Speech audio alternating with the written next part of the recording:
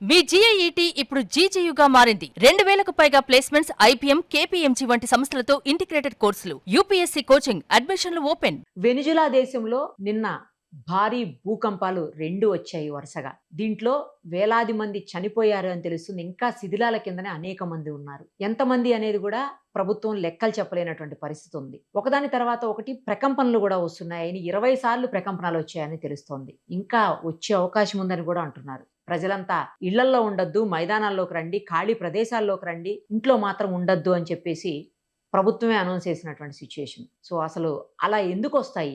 ఒకదాని తర్వాత అలా వచ్చే అవకాశాలు ఉంటాయా? నిజంగానే అన్ని ప్రకంపనాల్లో నిజంగానే ఇబ్బందులు ఎదురవుతాయా? ఇదే విషయం మీద మనతో మాట్లాడడానికి ప్రొఫెసర్ కోయ వెంకటేశ్వరరావు గారు రెడీగా ఉన్నారు. ఒకసారి ఆయనతో మాట్లాడదాం. సార్ నమస్తే అండి. సార్, చూసాం మనం వెనిజులాలో నిన్న 24వ తారీఖు వాళ్ళకి ఏంటంటే అది నేషనల్ డే వాళ్లకు, సో జాతీయ దినోత్సవం. అలాంటి రోజు అందరూ కూడా ఆల్మోస్ట్ ఇంట్లో ఉన్నటువంటి పరిస్థితి. సో వచ్చినటువంటి 2 భూకంపాలు చాలా తీవ్రమైన స్థాయిలో పెద్దగా వచ్చేసరికి చాలా లక్షలాది మంది చనిపోయారని అంటున్నారు. దానికి ఇంకా ఫిగర్ కూడా బయటికి రాలే అసలు. ఇప్పటికీ స్టిల్ కొన్ని వేల మంది శిథిలాల కిందనే పడిపోయి ఉన్నారని తెలుస్తుంది. తర్వాత ప్రభుత్వం ఏమని అనౌన్స్ చేసిందంటే, ఇప్పుడు వచ్చినటువంటి భారీ భూకంపాల తర్వాత 20 సార్లు ప్రకంపనాలు వచ్చాయి, ఇంకా వచ్చే అవకాశం ఉంటుంది, ఇళ్లలో మాత్రం ఉండొద్దు అని చెప్పేసి చెప్పింది. అలా ఎందుకు వస్తాయి సార్ ప్రకంపనాలు? ఒకసారి భూకంపం వచ్చిన తర్వాత వెంటనే భూమి మళ్ళీ కంపిస్తూనే ఉంటుందా? ఒకవేళ కంపిస్తే ఇంత స్థాయిలో కంపిస్తుందా? అంటే మొదటిసారి జరిగినంత స్థాయిలోనే కంపిస్తుందా? అది కూడా పెద్ద ప్రమాదమే జరిగే అవకాశం ఉంటుందా? నమస్కారం మేడం. సార్, ఈ భూకంపాలు రావడానికి మెయిన్ గా ఒక కారణం, ఇవి ఎక్కువగా టెక్టోనిక్ ప్లేట్ల యొక్క బౌండరీస్ దగ్గర ఎక్కువగా వస్తూ ఉంటాయి. దురదృష్టానికి వెనిజులా నగరం కూడా, వెనిజులా కంట్రీ కూడా ఈ 2 టెక్టో ప్లేన్స్ దగ్గరనే, వాటికి దగ్గరలోనే ఉంది. అందుకనే ఆ బోర్డర్లో ఎక్కువగా ఈ 2 ప్లేట్ల మధ్యలో ఎక్కువగా డిస్టర్బెన్స్లు ఎక్కువగా వస్తూ ఉంటాయి. కాబట్టి భూగర్భంలో ఆ డిస్టర్బెన్స్లు ఏంటంటే, ఒక ప్లేట్కి మధ్య రాపిడి కానీ, ఒక ప్లేట్ ఇంకో ప్లేట్ మీదకి కదిలే అవకాశం కానీ ఉండటం వలన ఇలాంటి పరిస్థితులు వచ్చినప్పుడు ఆటోమేటిక్గా ఆ రాపిడికి ఉత్పన్నమైనటువంటి శక్తి మనకి ఈ ఎర్త్క్వేక్ లేకపోతే భూకంపం అనే రూపంలో బయటకు వస్తూ ఉంటుంది. ఈ డిస్టర్బెన్స్లు జనరల్ గా టెక్టోనిక్ ప్లేట్ల యొక్క బోర్డర్స్ లో ఎక్కువగా జరుగుతూ ఉంటాయి. అయితే ఈ రోజున వెనిజులాలో వచ్చినటువంటి భూకంపం, ఇదే టైంలో కాలిఫోర్నియాలో కూడా ఎర్త్క్వేక్ వచ్చిందంటున్నారు, జపాన్లో కూడా వచ్చిందంటున్నారు. ఆల్మోస్ట్ కాకపోతే ఒకదానికొకటి సంబంధం లేకుండా ఇండిపెండెంట్ గానే వచ్చినాయి అని ఇప్పటి వరకు కూడా ఈ సైన్స్ సిస్మాలజీకి తెలిసినటువంటి సైంటిస్టులు మనకు వివరిస్తున్నారు. ఒకదానికొకటి కనెక్షన్ లేదని. ఈ వెనిజులాలో వెనిజులా ఇప్పుడు కూడా భూకంపాలకు ప్రోన్ ఏరియా, అంటే భూకంపాలు వచ్చేందుకు అవకాశం ఉన్నటువంటి ఏరియా. ఎందుకంటే టెక్టోనిక్ ప్లేట్స్ మీద ఆకుపక్కలనే ఉంటుంది కాబట్టి. ఇది పొద్దున వచ్చిన భూకంపం రెక్టర్ స్కేల్లో చాలా ప్రమాదమైనది. ఎందుకంటే 7.2 నుంచి 7.5. ఒక కొండ పగలగొట్టడానికి రాయి తీసేటప్పుడు ఇంకేదో దానిలో గ్రనైట్ పెడతారు. గ్రనైట్ ను పగలగొట్టడానికి మందు పెడతారు. ఆ మందు పెట్టినప్పుడు వచ్చే పేలుడు ఒక్కసారి రాదు.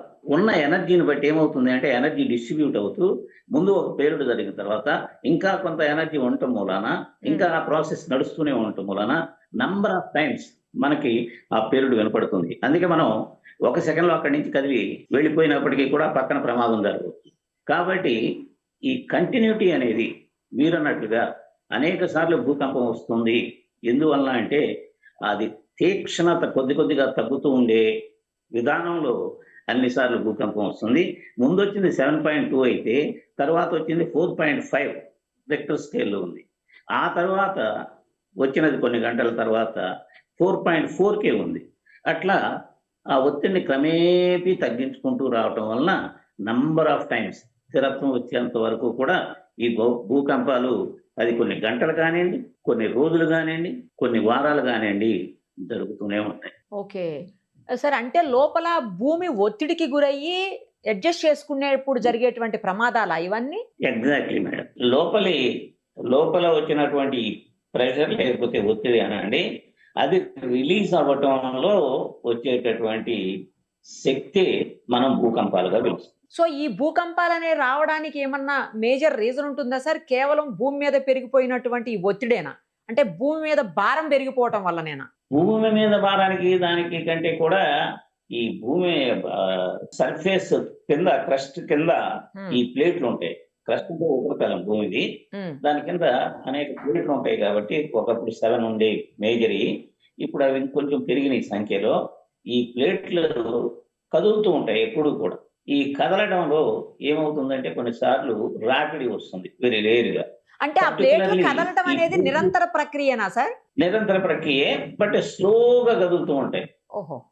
ఎంత స్లో అంటే అది కొన్ని సంవత్సరానికి కూడా ఒక 3 సెంటీమీటర్లు కాదు, అంత తక్కువ. ఓకే. ఒకసారి వేగంగా కదిలినప్పుడు ఇలా భూకంపం వస్తుందా మనకు?